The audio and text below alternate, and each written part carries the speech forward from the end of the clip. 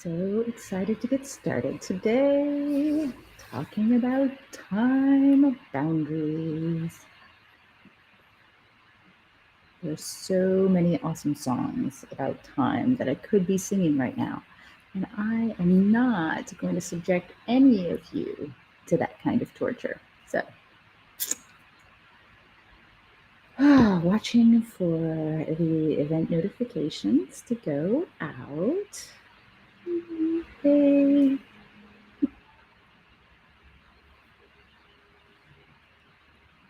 There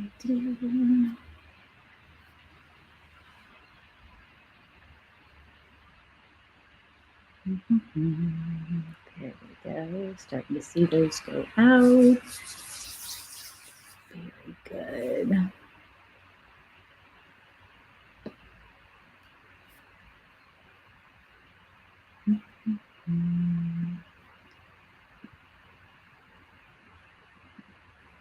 So I'm very excited today because as of 2 days ago, I have finished the 6 hardest chapters. I think they're going to be the hardest chapters in the book. The 6 types of boundaries and going into detail about each and every one of them. And I finally finished all of those. And I will tell you, the last one, the intellectual boundaries chapter, took me 9 hours to write. 9 hours and over 4,000 words for that chapter. So that was a little crazy. And super excited about this. So let's see. Hello. Welcome. Come on in, say hello in the chat. We're just waiting for all the notifications to go out and people to start trickling in.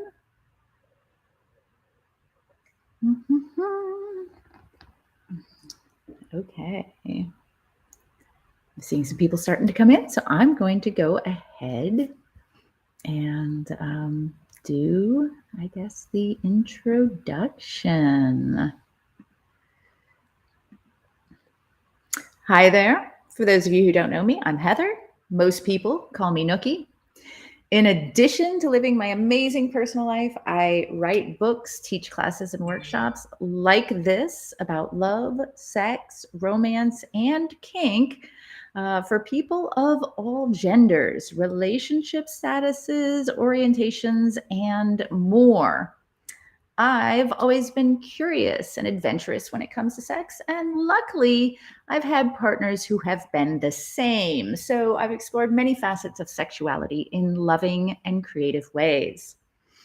All of my experiences thus far have led me to the belief that boundaries are the key to not only saving ourselves, but our relationships. They are what take us from getting by or merely average to healthy, loving, strong, and fan-fucking-tastic.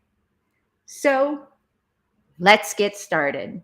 For those of you who don't yet know, I am writing a book about boundaries, and I am covering boundaries from A to Z, inside and out, everything to do with boundaries. I am also in the middle of creating a workshop that goes along with that book. So you could read the book, or you could take the workshop, or you can do both together, because the book itself, I'm calling it a deep dive into boundaries. It's going to be everything about boundaries that I can shove into a book.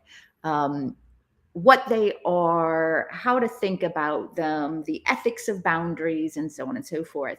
Whereas the workshop is more like, buckle up, bitches, we're setting boundaries. So that one is literally, come on in. We're going to set 3 to 5 boundaries over the course of a couple of weeks for ourselves, step by step, with everybody cheering each other on and helping each other. So the book and the workshop actually go really nicely together. But if you're a book person and you don't really want to, be involved in the workshop, that's fine. If you're the type of person who prefers to dive right in and get a lot of support and people cheering you on, then do that. I myself, I'm one of those people. When I get into something, I do everything. Like I read the books, I take the workshops, I dig deep. And that's how I work. So that's why I'm doing it this way. So hello to those of you in the chat who are saying hi. Hello, Antoine. Hello, Womanopolis. Always a pleasure. Hello, Sabia Sachi. It is always a pleasure to see you here. Today, we are talking about time. Oh my goodness. Do any of us really have enough time? Oh, like it's crazy as we get older, right? It seems like time just goes by faster and faster and faster.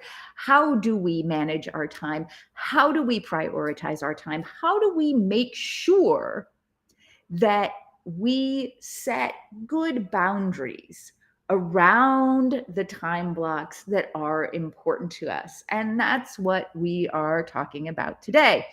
So, for those of you in the chat, I would love to hear from you about where your biggest challenges are when it comes to time. Where are you finding that you don't have enough time, or there are scheduling conflicts, or whatever? Where are you finding the biggest obstacles to setting good boundaries around your time? So just type a note into the chat, let me know, and I'm going to get started talking about time. So Warren Buffett said, the difference between successful people and really successful people is that really successful people say no to almost everything. In other words, they carefully guard their time. They say no to the things that will take time and attention away from the things they prioritize. There's another quote by Paul Coelho that is, when you say yes to something, make sure that you are not saying no to yourself. Time is a resource that we cannot ever get back. Money, you spend $1, you make $1, right? Money is a replenishable resources. Material goods are replenishable resources. Time, however, once a second has passed, it is gone forever, right? So the challenges with time are, what do we prioritize? Because what we prioritize and ultimately how we spend our time shapes our lives and relationships, right? There are so many things that I personally would love to do, to try, but I don't have the time to invest in them. Or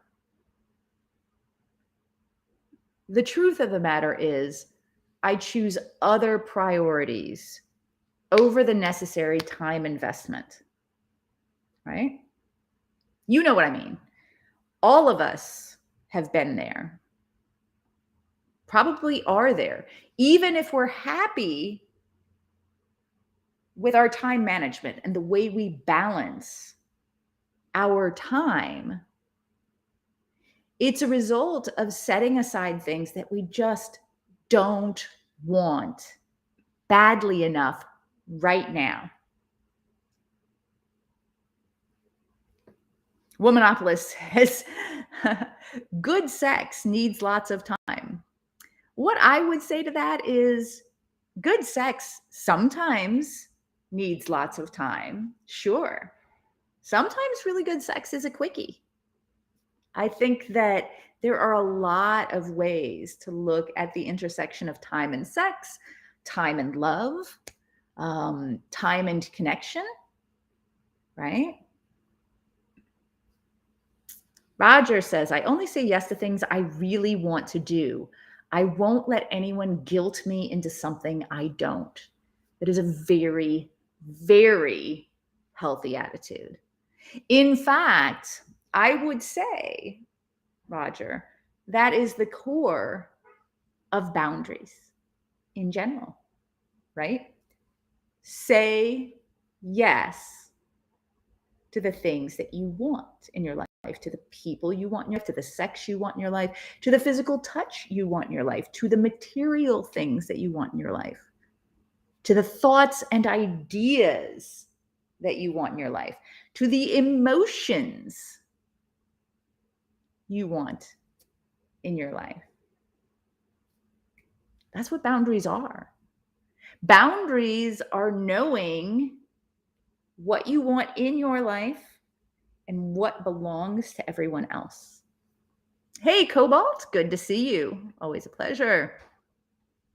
So, of the 6 types of boundaries, and I was just saying earlier that this week, in fact, just 2 days ago, I finally finished the chapters on the 6 types of boundaries and doing a deep dive, a detailed dive into the 6 types of boundaries. So for those of you who aren't familiar, the 6 types of personal boundaries are sexual boundaries, emotional boundaries, physical boundaries, time boundaries, material boundaries, and intellectual boundaries.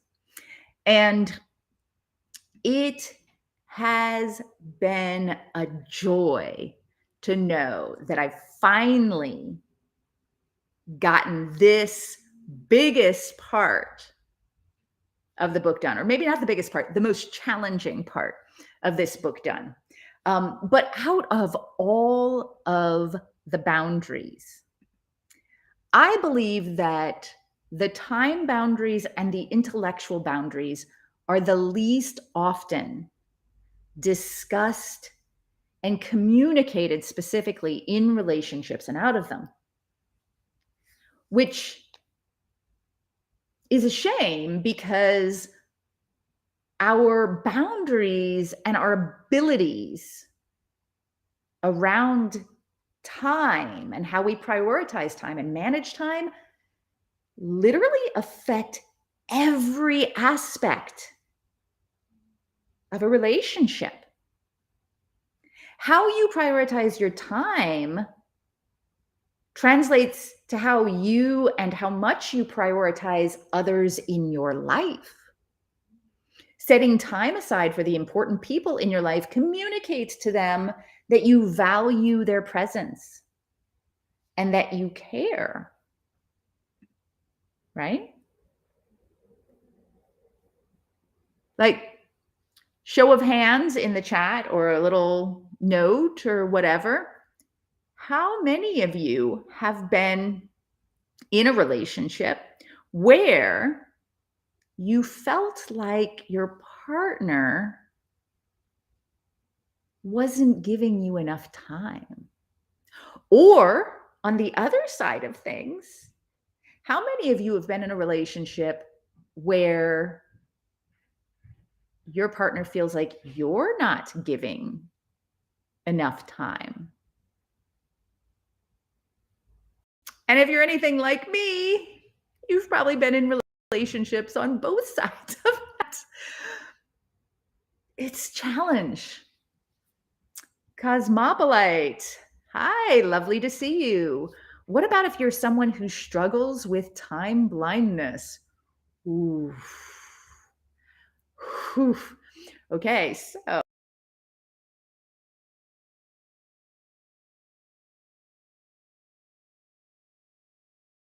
I have ADHD, which means that I often have challenges around time, like knowing how long something's going to take.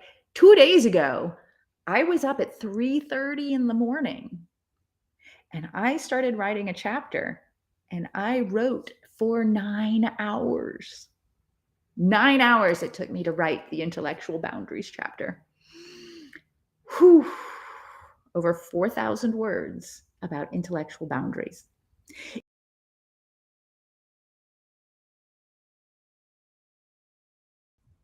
How long it was going to take to write that chapter, I would have said, 3.5, 4 hours, maybe.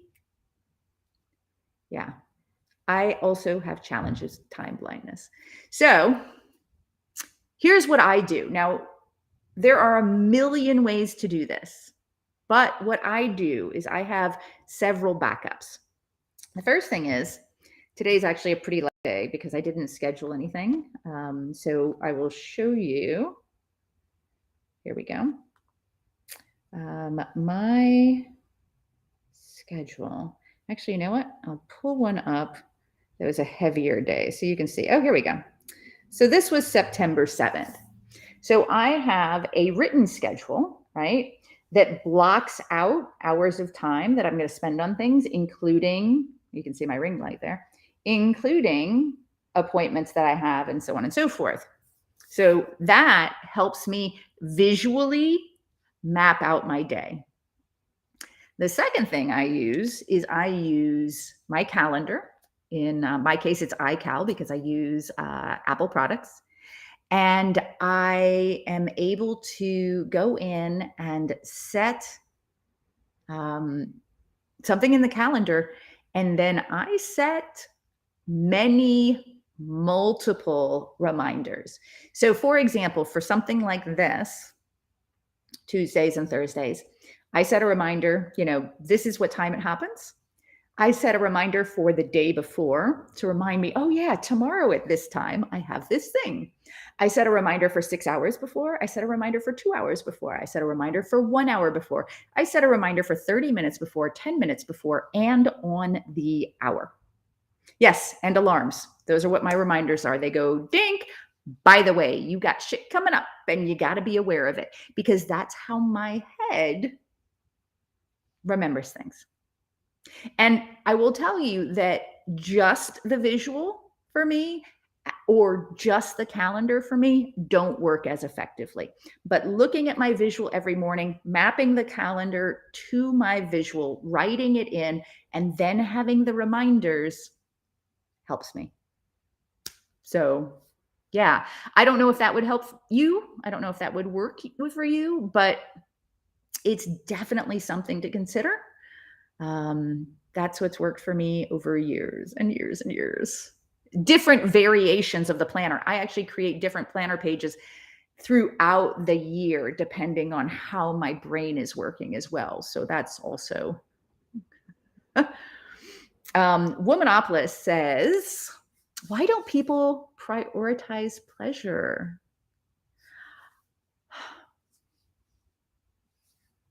I feel like there are two answers to that. I feel like a lot of people do prioritize pleasure.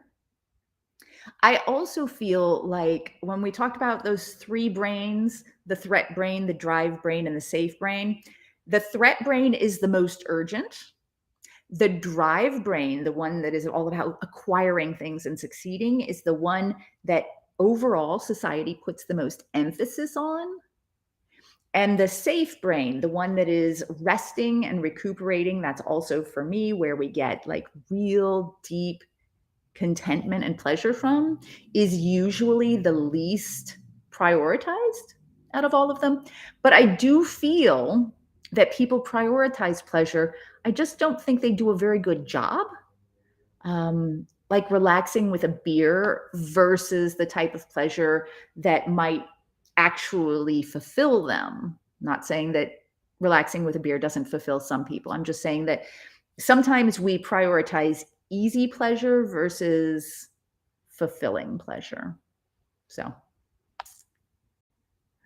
Roger says, my ex and I were building a business. Time for both of us was always a challenge. Never did a good job of fixing it. Yeah, I mean, when do you prioritize work over your personal life? And when do you prioritize your personal life over your work and career? That's not a question, of course, I could answer for you. It's not a question anybody could answer for anybody else, I don't think. It's a question that we all have to answer for ourselves and know, what are our priorities? Cosmopolite says, smart, because sometimes when I set one reminder, I look at it and then I forget 5 minutes later. Yes. But see, that's the thing. One of the things I have noticed about myself is that with the multiple reminders, it, oh yeah, ding. Oh yeah, I've got that thing. And then like it makes me more aware of time passing. So yeah. Womanopolis says, you never procrastinate. Oh, honey, did you hear me say I'm ADHD? Procrastination is like my middle name. It's all I do. I have just over the years, I mean, so for what it's worth, I am now medicated, which is incredibly helpful. It makes it much easier for me to focus when I create focus. But of course, that also means that I actually have to remember to take the things that are sitting right here on my little lap desk in the morning. Yeah. So there's that. I actually set an alarm for that too. I didn't this morning for whatever reason. Anyway, I have found over time, though, that if I have a certain rhythm in place, my procrastination can be productive. So while I'm procrastinating on this, I have this other thing that I'm doing and working on and enjoying. And so, like, I can kind of bounce back and forth, and actually, eventually, things get done.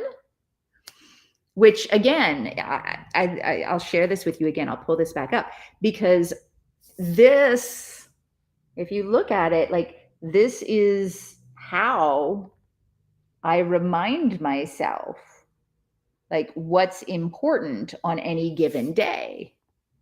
And I'll write it in there. And not every day will have every block filled out, but it allows me to say, okay, I've got 2 hours for this. I feel like doing that now. I've got an hour for that. I'm going to put that off.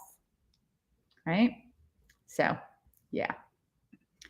Okay. So let's talk a little bit more about time boundaries. So there are four major types of time boundaries, right? So there is, that's life. This is the time that we literally have to spend maintaining our lives. Eating, running errands, cleaning, organizing, maintaining health. Like the things you have to do in order for life to continue, right? Then we've got working in the coal mine, right? So not just the time you spend at work, like even if you have a 9 to 5 job, we're not just talking the time you spend at work. And this is something that years and years and years ago, I read a series of books called the Tightwad Gazette. And one of the things that they were talking about is budgeting and how much does a job cost. So work, let's say you get paid, I don't know, $40 an hour, right? And then there's your commute. And then there's the amount of money that you spend eating out. And then there's the amount of money that you have to spend on continuing education, that you have to put into maintaining a wardrobe that's suitable for that particular position, out of work hours management, like the things that you have to do to make sure that you're working around your work. And then there's the work that you take home, right? So your $40 an hour job, if you also have to wear a suit and so on and so forth, can end up netting you closer to $22 an hour. It's the same thing with time. So that 40 hours a week then becomes 60 hours a week of actual work, the lunch that you take, but you can't really do anything at that lunch because you have to get right back to work, the commute to and from work, the extra work that you put in at the office, the extra work that you put in at home, right? And then the work that you put in, like dealing with work stuff, not to mention if work is stressing you out and then you have to get a therapist and then you've got 2 hours of therapy a week plus the money that you put into therapy, right? KS, you wanted the name of the book. I'll type that in. There are 3 of them. I think you can actually buy a full compendium. I actually got them from a local library, the Tightwad Gazette. I actually got them from a local library book sale for maybe $1 each, which is nice because, tightwadery. And they have been a great way to help me budget material things throughout my life. So yeah, you're very welcome. It's a great series of books, and it's everything from like work stuff to crafting stuff to food and just how to save money overall. Now, it is a little dated at this point. I think I got my first copy when I was in my 20s, but still, it is a great, great book. So Roger says, if you want to read a good book on managing time at work, read an old book called 1 Minute Manager. I have actually read that book. Yeah, it is a great book, 100%. And there is a lot to be said for being able to focus in and get things done, like work hard at work, play hard during play hours, keep the separate. And that is in very many ways a function of being able to create good time boundaries. So after work, another type of time boundary is go the fuck to sleep. Rest and recovery time. Now, if any of you have not yet, heard the story Go the Fuck to Sleep as read by Samuel Jackson, I highly recommend it. It is delightful. So rest and recovery time. So what's interesting about rest and recovery time is that not long after I wrote, maybe the day after I wrote the time boundaries chapter, I saw another piece of scientific work that I'm going to follow down the rabbit hole, and I might add in there about the idea that you need at least 42% in any given day of rest and recovery. 42% out of 24 hours is 10 hours of rest and recovery. Think about that. We're going to talk a little bit about sleep here in just a few, because I have major opinions about sleep. I've done a lot of research about sleep over the years. Yeah, definitely. And then the last bit, but not the least bit, is too much time on your hands. Personal time. All the time that's left over after you've got your life maintenance time, your work time, and your sleep and recovery time. Right? So, yeah, let's talk a little bit about it. Lifetime, maintenance time. What does it take just to maintain your life? The detritus of things that get forgotten when you go through and you start creating a time budget, right? Things like, dropping off and picking up the dry cleaning, which, by the way, that's a part of work, right? Another piece of time that needs to go into the work channel. Dental appointments, laundry, right? It's hard to quantify, but when you're thinking about your life maintenance boundaries, here are a few areas to think about. Children, pets, right? Aging parents or friends that you have taken on responsibilities to assist. Eating, not just the actual time of eating, but the time either getting the food or preparing the food or both. Healthcare, like working out. KS mentioned working out. Yeah. Absolutely. Errands, house repairs, calling about a charge on your card you don't recognize, dropping your car off for maintenance, cleaning your boat, whatever it is that needs to be done and the time it takes to get that done, right?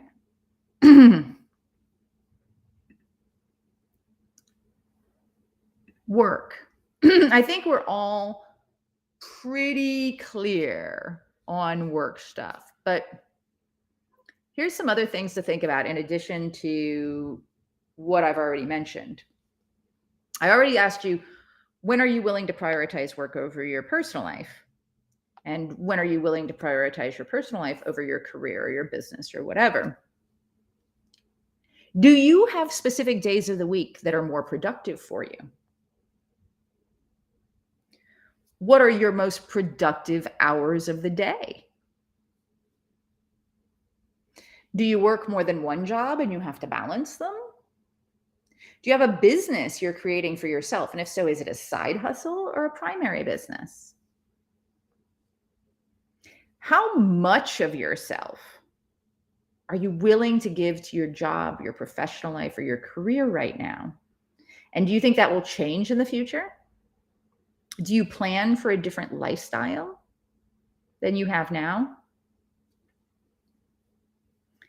Do you have specific types of work that are more productive at certain times, or do you need to schedule those with certain people? So for me, for example, I find myself more productive in the mornings by myself, not interrupted from 3 to 10 a.m. or thereabouts. Whenever I get up, which is usually between 3 and 5 until about 10 a.m., I am at my most productive. Then from about 9 or 10 to about 1 or 2 in the afternoon, that's when I can focus in on all the nitpicky little things that ideally when I'm sitting and working with my assistant in person or on the phone, what do you need from me today? I will do it right now.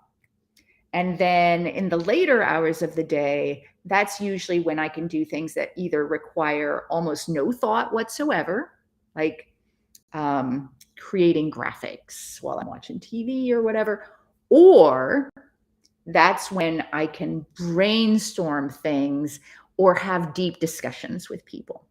This is how my day tends to flow, right? Do you know how your own day flows? Cobalt says, I have to budget rest time after being around people or in public. So that's also really important to understand about yourself. For me, I'm an ambivert. If I had to be in an office working with people all day long, interacting constantly with people, I would be more introverted in my personal life because I would have already spent that social capital, that social energy. Does that make sense? Womanopolis asks, don't we invest too much in time planning? I don't think that that's a question that anyone could answer for anyone else. I know that for me, planning pays dividends. When I do not plan, when my ADHD makes me go, squirrel, I am not productive. I am not effective. I am not happy or satisfied or content with what I'm able to do. That will not be true of everyone. Different priorities, different personalities, different time boundaries, right? Make sense? Cosmopolite says, that reminds me of companies that are switching to a 4-day work week because the research says it's more cost effective. Because people get more focus and they get more rest, more contiguous hours of rest. It's absolutely more productive. More work doesn't always mean more productive. Absolutely. 100%. In fact, more work often means less productive. So you get less work out of more hours. Sabyasachi says, I take a break about 2 hours from noon to 1400, including 30 minutes of sleep. So there are a lot of countries that make that a part of their culture, right? There's the siesta, where for some it's, from 2 to 4 in the afternoon. So all those sorts of things will depend on your personality, your chronotype, which is a big buzzword right now, but also on where you live, how you were socialized, and whether or not you can get away with some of these things in the culture that you have to work, right? Cobalt says, also useful when you can put distractions to work for you. 100%. Yeah. 100%. So let's talk about sleep. I am a huge fan of sleep. Like, if I could spend my time running around the world preaching the joys of sleep, I would do so. And yet, it's actually kind of funny because I don't sleep a lot. I feel like 90% of the time, I sleep exactly as much as my body needs. Now let's talk about what your body needs for sleep. I already brought up the idea that 42% of your time should go to rest, relaxation, and recovery, right? That's 10 hours out of a 24-hour day. So, how much should you sleep? What do you think? How much should you sleep? And Cobalt, I know you've read the chapter. So, how much have you been told you should sleep? Most people, if you went to Google and you typed in, how much should I sleep? What would Google tell you? What has your doctor told you? What have your mother and teachers and so on and so forth told you? Rest and recuperation, though, is at the core of our safe brain. And I can tell you that 8 out of 10 people, maybe 9 out of 10 people that I know say they want more sleep. And yet, many of those people, maybe even you, do most everything possible to not actually rest and recover, right? Getting good rest is a challenge. But it is absolutely a requirement, because not getting enough sleep, not getting enough rest and recovery can lead to things like forgetfulness, irritability, difficulty concentrating, lack of motivation, tiredness, drowsiness, constant yawning, and reliance on caffeine or other stimulants to get you through the day, right? But sleeping boosts your immune system, improves your mood, decreases your stress, gives you time for cellular growth and regrowth, helps you process emotions, boosts your memory and processing, increases your athletic potential, gives you time for muscle recovery and tissue repair, gives you better focus and productivity. Yeah. So here we go. 8 hours, KS says. Womanopolis says 7 hours. Sabyasachi says 8 hours. Womanopolis says, I usually sleep 5, but I strive to reach 6. And then, but I sleep 2 naps every day. So 8 hours is what we are told, right? 8 hours. But here's the problem.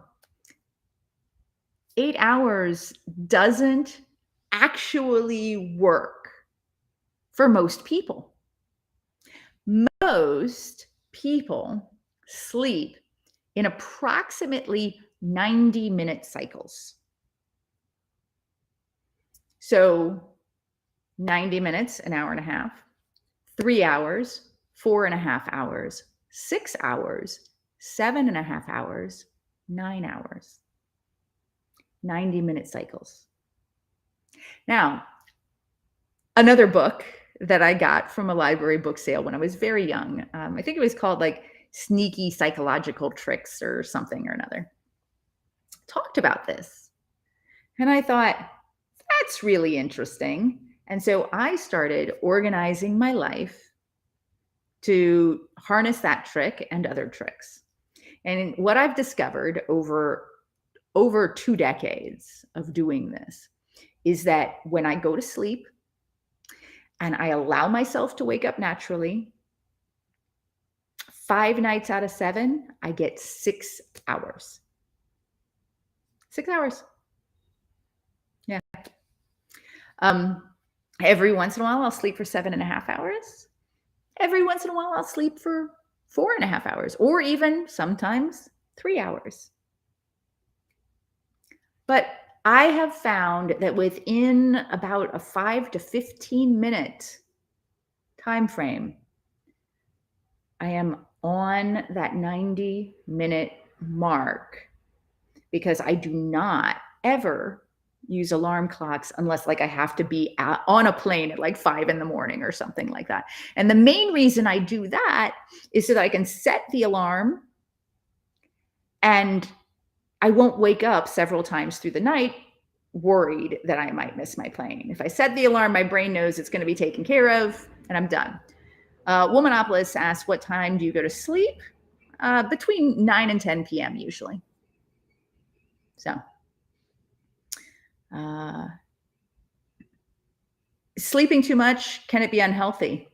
So maybe. It's hard to tell though, because in today's society, I think very few people get good sleep, right? So let's talk about this. So instead of 8 hours of sleep, most people would do better with 7.5 or 9 hours, or about that.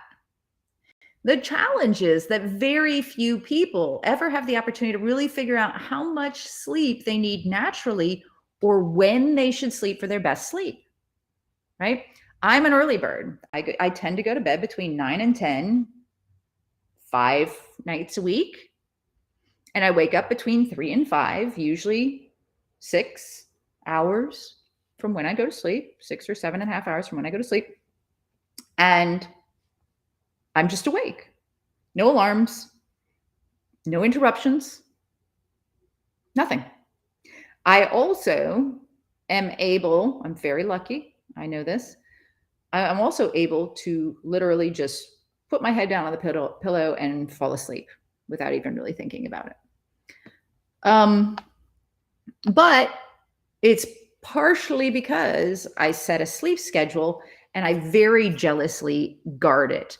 That is part of my time boundaries. And in the book, I talk about different ways to make sure that you can start creating a sleep schedule for yourself that might be more effective, even if you can't like run away to a tropical island for 3 months and find your, natural sleep schedule. So, Cobalt says, not when recovering from trauma or other brain issues. Oh, so that's really important. Yeah. When you are sleeping, remember I mentioned that whole tissue growth and regrowth. It's really, really important to understand that sleep aids in healing. Your body heals like astronomically faster when you can sleep.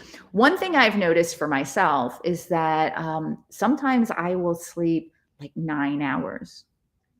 And usually when I sleep 9 hours, it's when people around me are getting ill and I don't, right? Like I'm being exposed to viruses, but my body is allowed to sleep for as long as it needs to. And so it's able to boost my immune system. This is what I believe. Now, of course, I haven't been like, okay, doctor, let's check my white blood cell count. What I do know is that I have very, very carefully guarded my time boundaries around sleep and rest and recovery for 2 decades. Yeah, there are times that I will, stay up for, too many nights a week or whatever, but I'm very careful to pay attention and come back to my sleep schedule as quickly as possible. So consider, what are your time boundaries and how important is it to you to get enough rest and recovery time? Okay, so personal time. Let's talk about personal time. All the time that's left over after the things we have to do, right? So we're talking, that's where we fit in our alone time. Some people are going to need a lot of alone time. Some people are going to need itsy bitsy bits of alone time. Some people feel insane when they're alone. Some people feel a sense of relief when they're alone. Passion time, right? The time that you spend on things that fill you up, fire your creativity, and motivate you. Like your passions. Time for passions in life should be prioritized. And let me just add, passions are such an important factor in life that there exist dating sites like Trek Passions, Sizzle, which is for bacon lovers, and of course, Dating Kinky, which is, for kinky folk or non-vanilla folk, because people want to have people in their lives that they can share their passion time with, because otherwise our lives get so crowded, right? So partner time. How much time do you have to spend with your partner? How much time do you prioritize with your partner? And that's going to ebb and flow, of course. And if you live together, there's the time that you spend because you're in the same space together. And then there's the time that you spend because you want to focus on each other. Right? There's friend and family time. So you've got your partner time, you've got your passion time, you've got your alone time, your friend and family. So how do you prioritize your friends? Do you put them first? Do you put them last? Do you try to fit them in around everything else? How do you show your friends that they're a priority in your life? How do you spend time? How do you organize time to bond with your friends?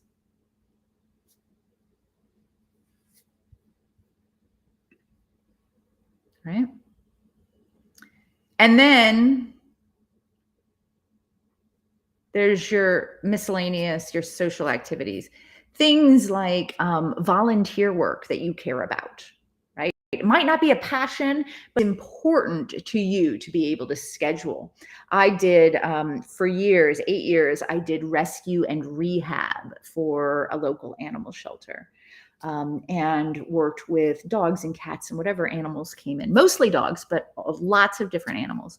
And that was very important to me at the time. I ended up getting a bit burnt out on it. I don't do it now. I've also volunteered at crisis lines, right? And that was important. I volunteer my work in the local alternative lifestyle community. That is important to me. So this is all that miscellaneous stuff that we put in because they're important to us. So KS says, so what if you're introverted? Great question. So I used to be an introvert.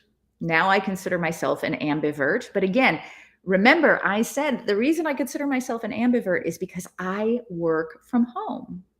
So I'm able to be alone or mostly alone. I have my cat.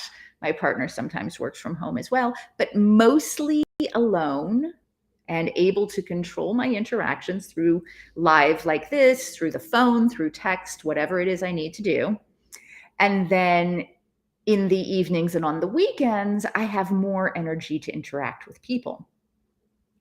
But if you are introverted, then you will probably need more time to be alone, more downtime for yourself. And when you do not get that, you will feel anxious. You will feel antsy. You will feel uncomfortable. You will start to lose focus on things. Your sleep patterns might be affected. So if you are introverted, pay attention to what fills you up. Pay attention to how much energy you are able to spend on social interactions on a daily, weekly, or monthly basis. Like really pay attention over the next 3 months. Really focus in and pay attention. And you're going to find that there are patterns in your life, and you're going to be able to start to plan around those, right? Because we're all going to have different levels of ability. My partner is incredibly extroverted. He could go out 5 or 6 nights a week, and that fills him up. Me, not so much. If I go out 3 nights a week, maybe 4 nights a week, I'm starting to push it. Like that's too much for me. I don't mind having people come to my home. I don't mind cooking for them, but to go out and socialize and be around people can get overwhelming and draining for me. So, but at the same time, if I'm home alone too much, then I start to crave being out around people. That's my ambiversion. So I have, judiciously scheduled events and teaching and so on and so forth that take me out of the house and into crowds of strangers, because I also love that energy. So it's a balance. It's finding out what the balance is for you. You are probably not 100% introverted, just like most people are not 100% extroverted, but somewhere in the middle, and finding your balance of time boundaries is what is going to really be effective for you. So Womanopolis says, organizing time makes me feel like a lieutenant or general. It is tough to schedule it. It is absolutely tough to schedule time. 100%. I mean, it's tough to budget finances. It's tough to set boundaries because our brains can always find the justification or the excuses to do something else. However, for me personally, if I set a schedule and things get moved around and changed and whatever, I personally am still better off for having set that schedule and having set that budget, because more gets done and I'm happier with the results than if I did nothing. That's me. But again, this is why we're talking about time boundaries, right?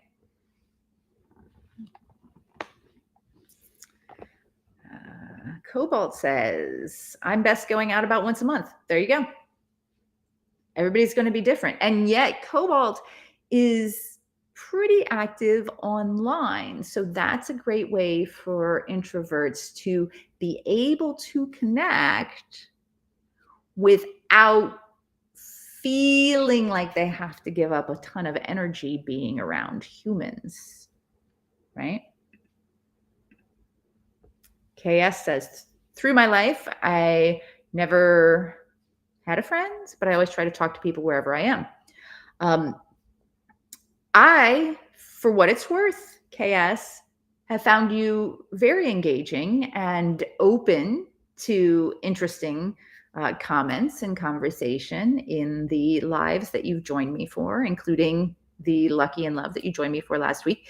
So I would suggest that you keep practicing, because I'm guessing that you're kind of an awesome person and you've got a lot to offer people, for what it's worth. So, do we have any questions about time boundaries? I would suggest, if you're curious about like how you spend time, look back over your past week or your past month or your past year and pay attention to what your days look like. What did you spend your time on? How did you spend your weekends? A day has its own pattern, depending on if it's a work day or a not work day. A week has its own pattern. A month has its own pattern with, day trips or classes or, whatever. And then your years have their patterns through the cycles of the seasons and holidays and so on and so forth. It helps to look back over where you've been in order to understand whether or not you're satisfied with that, whether or not you're happy with that, where you might be able to make changes or shift your priorities.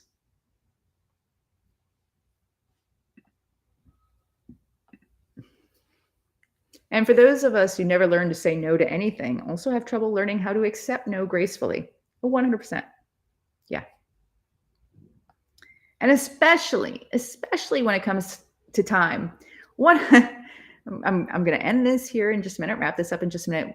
Yesterday, I was sitting and talking with my assistant. We were working together, getting some things done, because I work very, very well when there's that certain period from the late morning to the early to mid-afternoon where if I have somebody there telling me I need this done, I can focus in and get it done. Just like that. Right? And there was something that she said, and this should take you about 20 minutes. And I did it, but I also mentioned the story of my ex-husband, because I ran my own business way, way back when. And my ex-husband would ask me to do things. And I'd say, I don't have time to add that into my life right now. And he would say something like, oh, it's only going to take about 15 minutes. And I'm like, yeah, but 15 minutes 3 times a week is 45 minutes. And 45 minutes added on to all the other 15-minute things that you want me to do, plus the focus time to get ready for that 15 minutes, and then the focus time to get back to whatever I was doing, that adds up. And I don't have time to take that kind of commitment. And he couldn't get that. But I had to protect my time boundaries to make sure I could get things done. So, yeah. Sabyasachi says, Miss Nookie, like there's a sweet spot to physical boundaries. Is there something? There is a sweet spot to everything. Everything. So with time boundaries, your sweet spot, like, because we're talking, let's talk relationships here, because the sweet spot from my perspective, the way that I build it is that the sweet spot is for your relationship. So any relationship, it could be a coworker, it could be your work-life balance, whatever, but this is what I want, right? This is what they want. And then the sweet spot is in between. So this is what I want. This is what life offers me. And the sweet spot is right here. This is what I want. This is what work wants, right? What am I able to give that will satisfy the demands of work and fill me up, right? There's always going to be a sweet spot, 100% for anything you do. It's just figuring out how to find it, how to set your boundaries, and how to make sure that you maintain those boundaries for your health and mental well-being. So, yeah. I think we're going to wrap up for today. We've done a lot here talking about time boundaries. It has been, as always, a real pleasure to have you. Again, for those of you who aren't familiar with me, hello, I'm Heather. My friends call me Nookie. My pronouns are she, hers. And I am currently writing a book about boundaries. The working title is Boundaries Are Sexy as Fuck. And I am also building a workshop called Take No Shit, that is going to be all about step-by-step setting your boundaries. So keep an eye out. I'm looking forward to announcing a couple of things coming up. Very excited about all of that. And next Tuesday, let me see. I actually have a schedule. Ooh, I know. Exciting. Let's see if I can find my schedule though, because, you know, yes. Live. Contains live. Here we go. YouTube lives. Okay, so I have the schedule set up for the next couple of weeks. So time boundaries was today. Next Tuesday, we're going to talk about they may be right. Next Thursday, boundaries and trust are symbiotic. Tuesday, October 4th, watch out for covert contracts. Tuesday, October 6th, boundaries are not manipulation. October 11th, material boundaries. October 13th, sexual boundaries. Do you put yourself first? Boundaries are not rejection, they are opportunities. And then on the 25th of October, which is as far out as I've scheduled so far in my brain anyway, is have you ever wanted to kick a puppy? So yeah, we've got a lot of these Q&As ready to go. Excited to talk with you about all of these things. And yeah, have a wonderful day. Please feel free to reach out to me in any way, shape, or form that you would like and ask me questions. I am always happy to talk about these things with you. For those of you who are in the live right now, I thank you very much for your participation and for your feedback. It's a real pleasure to have you there. If you're in the live you're not yet participating and giving feedback, by all means, please do. I'd love to hear what you have to say. But thank you. Thank you all. Have a most wonderful Thursday, and I will see you all again soon.